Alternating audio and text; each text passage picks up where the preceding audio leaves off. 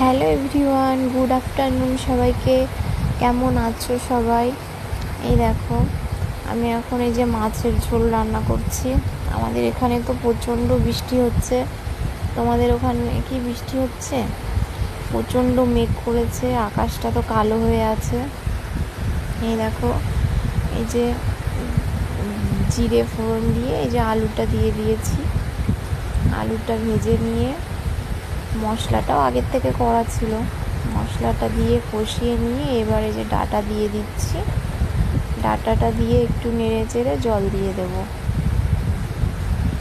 জল দিয়ে এই যে মাছটা ভেজে রেখেছি, আগে মাছটা ভেজে রেখেছিলাম।